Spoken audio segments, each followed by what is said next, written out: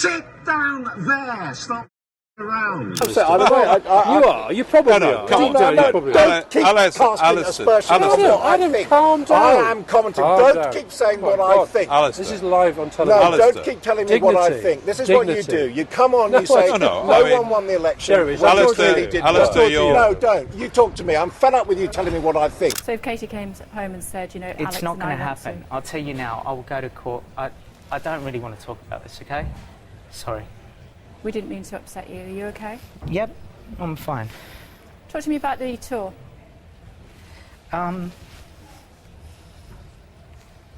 Okay. Can we, I'd rather just stop this, if that's all right. You want to stop? Yep, thank you. What those people, I think, see here is that there's one rule for you, one of the most powerful people in this country, and there's another rule for them. Don't you think you, at the very least, owe them an apology? Breaking right now, the end of Sly News. After the hard left Concast broadcaster, and yes, I did say Concast instead of Comcast, credit to Donald Trump for that, lost £70 million in just 1 year, according to bombshell new reporting from the Guardian newspaper. So let me take you through this, and then we're going to look at the lowest moments of Sly News through history with my superstar panel, Russell Quirk and Lois Perry. But this new reporting from The Guardian is absolutely astonishing. The headline, Plunging Value and a Content Cliff Edge, What's Gone Wrong at Sky? And it says, while the broadcaster seeks to repair the damaged reputation of Sky Media, which brings in more than $1 billion in ad revenues annually, there is growing concern over the future of Sky News. I'm only calling it Sky News because I'm quoting directly from The Guardian. You know, for me, it will always be Sly. When Comcast acquired Sky, it promised to maintain the service's budget of about £100 million for at least a decade and increase it annually in relation to inflation. Sky has never officially revealed the levels of losses the news operation makes, but it had long been estimated at around £30 million annually. However, multiple sources say that a combination of factors, including rising costs, mean that it is now making losses of as much as £70 million to £80 million a year. Russell Quirk, you've got a business brain, right? It's unsustainable. Shut it down. Shut it down. No one wants to watch it. Everyone's switched off. You've been a nefarious force, Sly News, for many years, especially over the COVID era, especially over the Brexit era, and it is utterly ludicrous for any independent business to be expected to fund a station to the tune of £70 million losses annually. It's nuts. Well, it was once an institution, wasn't it, Dan? You know, when it was Murdoch 10, run, 15, yeah, it was great. Exactly. When Murdoch ran it, a bit like Sky Australia now, it's still a bit of an institution. Brilliant. And, love Sky News Australia, actually, yep. You know, some fantastic presenters in Australia, and, you know, when lefties lose it, I have to say, is one of my favourite things Oh, to with watch Rita Panahi, she's brilliant. Yeah, it's second only to the Dan Wootton Outspoken show on YouTube from my point of view. You don't just have to say that, Russell. But put this into context. You're right. You know, I know a little bit about business. I run a business. When you of £100 million, which is of course an awful lot of money, even for someone like Comcast, who I think paid £31 billion for the entire Sky organisation originally. But put this into context: £100 million budget, but the business is losing 80 million. So that means effectively that their losses are 80% of revenue, which means their income is hardly anything. I mean, so in terms of advertising revenue and so on, it is almost negligible. And I would imagine that someone there should be asking the question as to why. And you know, what's changed over the last few years as the viewers have slid and slid and slid, and revenue therefore slides and slides and slides. Well, of course, it's their approach, it's their narrative, yes, it's their because what's happened, Russell? They've gone broke because they've gone woke. But the thing is, this is direct but they're not the only correlation. organisation.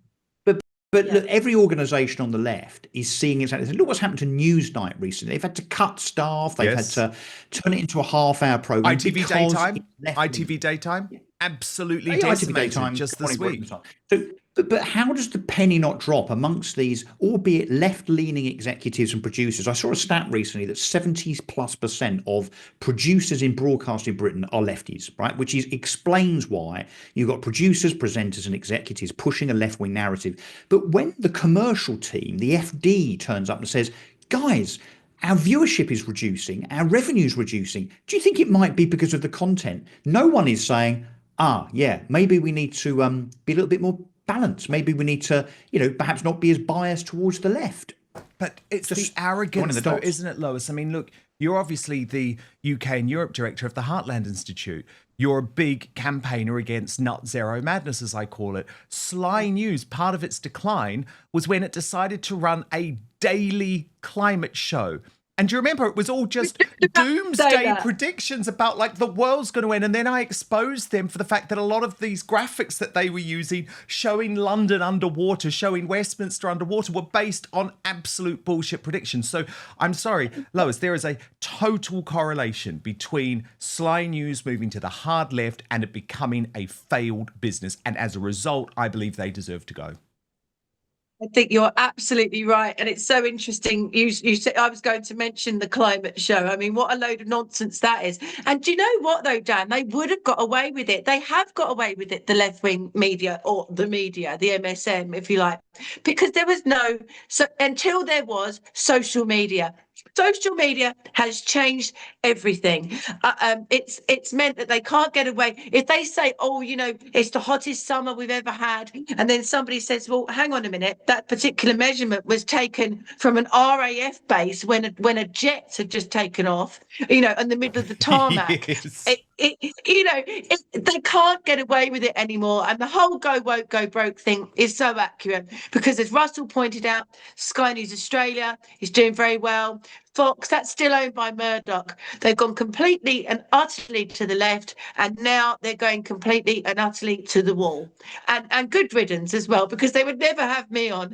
Well, no, but honestly, I think you're both very surprised about. But honestly, look at what they did. They said Sky News. This is Guido Fawkes reporting on it. Sky News drowning in false climate claims, and then let me show you the pictures because it was so irresponsible. I mean, it's literally this is fair porn. Isn't it, Lois? Like, look, so Tower Bridge underwater. Honestly. I mean, it's literally... Well, Dan, do you remember... I remember there was a Sky reporter standing on an island in the Maldives a few years ago saying, better visit here quick because this will all be underwater. I think it was by 2025, which I think is now. And have they just built a new airport? Well, they have, but here's another quick example. I remember seeing some stats, a news item on Sky News about a year or so ago, which related to unemployment under the Conservatives. And the stat was that the amount of benefit claims had increased by X%. The business team at Sky translated that into an unemployment number.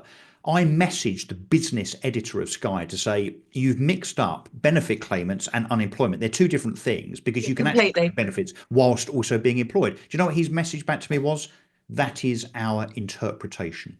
So in other words, a blatant lie, a blatant piece of spin to make the Conservative government look bad on employment. It was a falsehood and they knew it. This is not a slide to the left. It's a deliberate push. Absolutely. Well, this is why I call them Sly News, because just this week, for example, we've seen them repeating when it comes to the situation in Gaza, repeating this false claim of 14,000 babies being killed in 24 hours. And when there was the shooting in Washington, D.C. of the two Israeli diplomats, the Sly News headline actually said the motive is unclear. The dude who shot them was on camera shouting "Free Palestine." I mean, this is a very dishonest organization. But can we just have a bit of fun? Because it's Friday, guys, and you two are very fun people. And can we look, and not the greatest hits. I don't want to do the greatest hits of Sly News. I want to do the low lows, starting with Adam Bolton versus Beth Rigby. But first, the reason you're watching this show is that it's becoming increasingly difficult to trust mainstream media or the so-called fact-checkers who claim to determine which facts are true.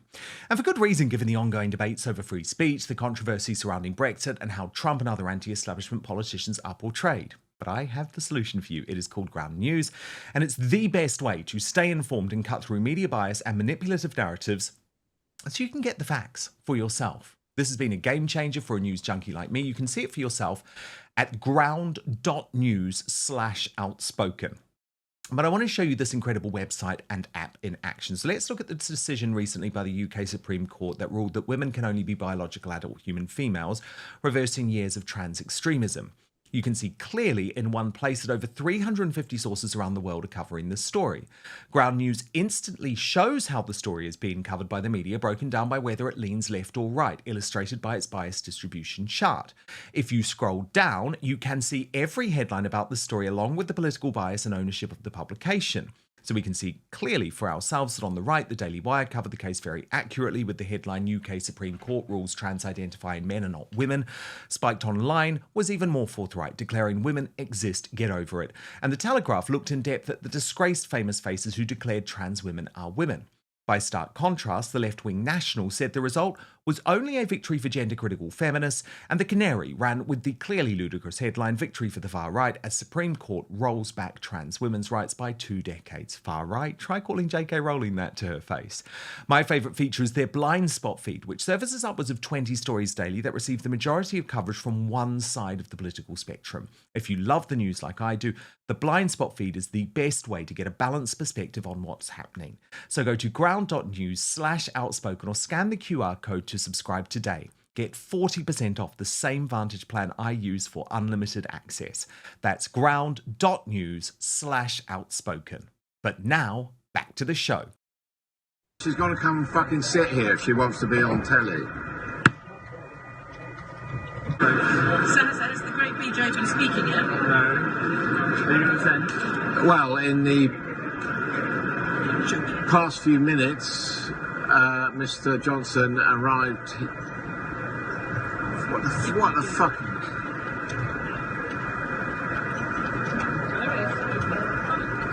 Sit down there! Stop fucking around! Come on, and then to come on.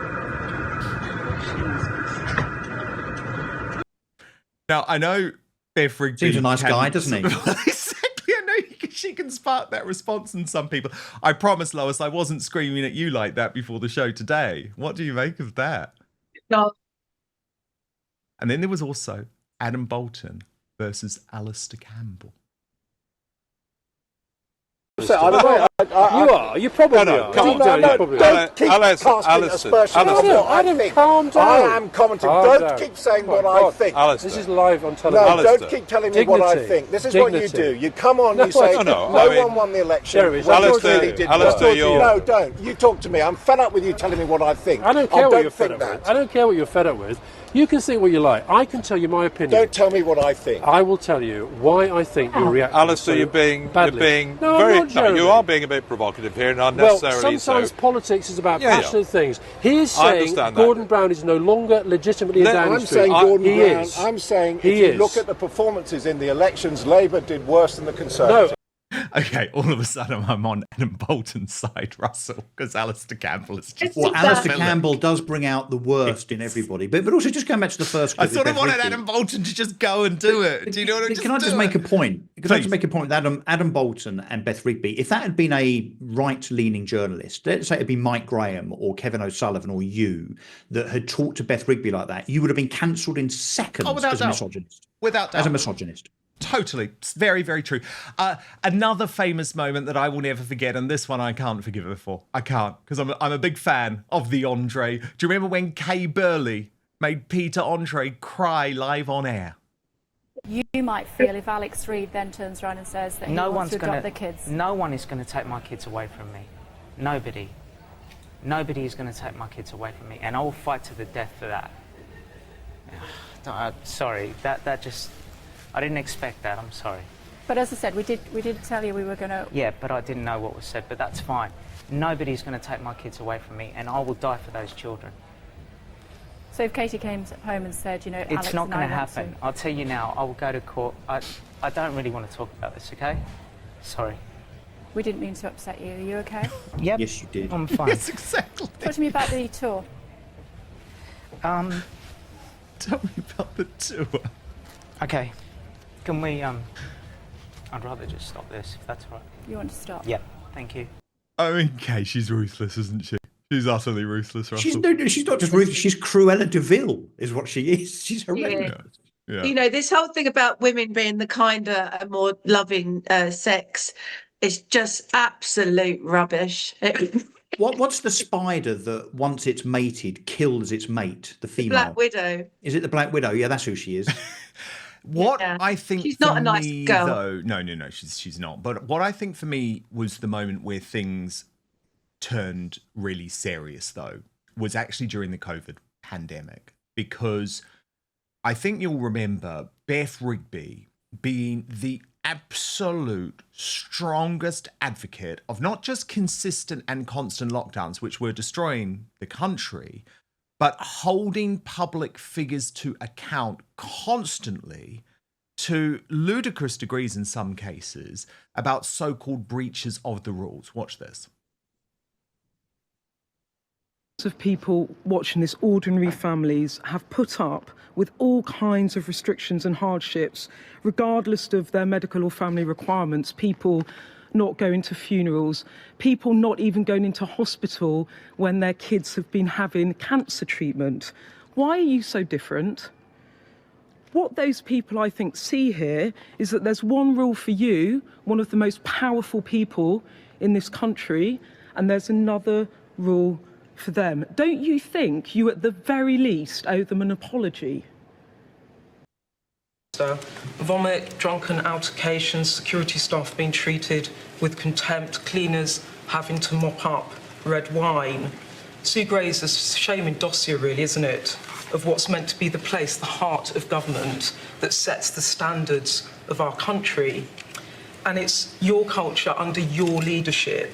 Did you never for a moment during the past 5 months, or even this morning when that report landed on your desk and you read it blow by blow, think about resigning? A poll out today, just out, says 3 in 5 Britons think you should. Slight problem with all of that. Guess who also was never following the rules?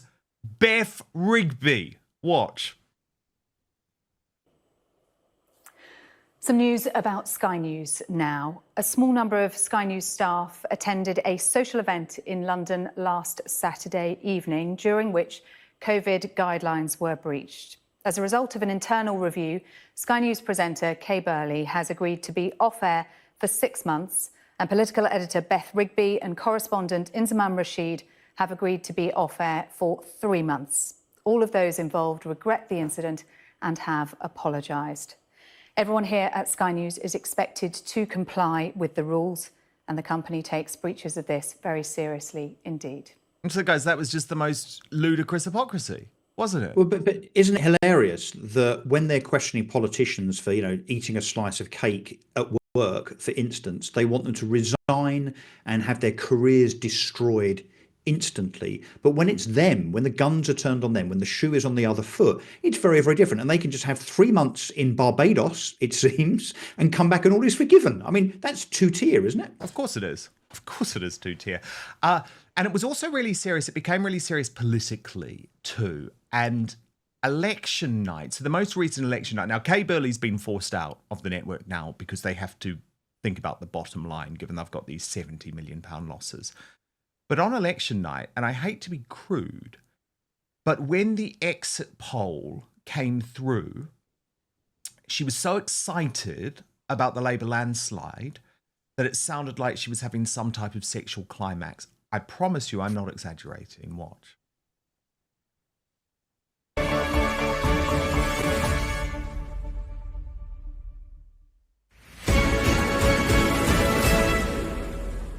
Oh. Whoa. Oh my God.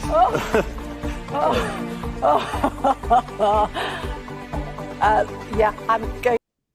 It's the light blues that we're going to spend a lot of time looking at, aren't we? Because this is what's... It may be that Reform have only picked up, was it 13 seats in the exit poll? Yeah. But it's just how much they're splitting. You need to shush. It's how much they're splitting the vote. It's how much they're splitting. We're too excited. We're ungovernable already. I find you not. But what I can tell you is that there are 3 seats that are hoping to be... No, so having a party. They're literally having a party. on air. Dan, I think I've just had a little bit of sick come up in my mouth. I mean, listening to Kay Burley's kind of when Harry met Sally fake orgasm there is just one of the most abhorrent things I've ever heard on video, I think. Yeah, you wouldn't want to make her make that sound, would you? I think that there's nothing like impartiality, and this is indeed nothing like impartiality. I mean, that is pretty repulsive, her making those noises. But on a more serious note, they're supposed to be an impartial broadcaster. The woman has just had a spontaneous multiple orgasm about Labour winning or looking like they're about to win the election. You couldn't make it up. You couldn't make it up, especially given the constant scrutiny on GB News. But guess what? Well, I never thought I'd hear Cruella de Vil making noises like that. So do you think it's you'll probably cut this? Do you think it's the only time Keir Starmer's ever given someone an orgasm?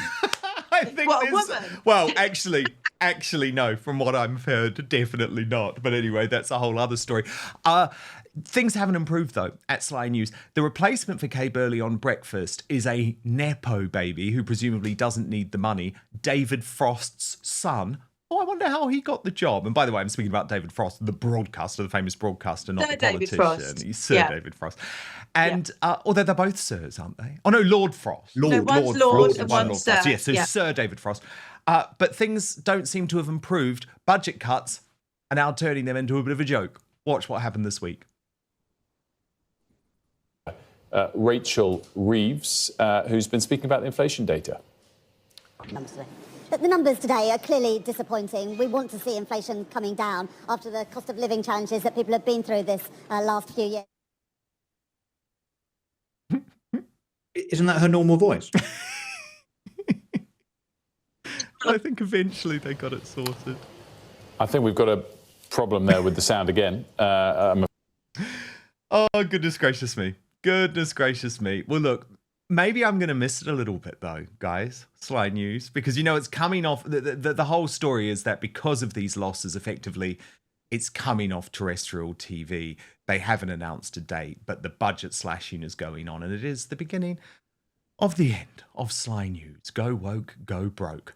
Thank you so much for watching Dan Wootton Outspoken. Please click on my face just to the bottom left to subscribe to this brand new independent news source and turn on the notification bell so you'll be alerted to our brand new live shows, uncancelled interviews, and special royal episodes. Outspoken is also now available as a podcast, so you can listen to the show every weekday on the go, wherever you are.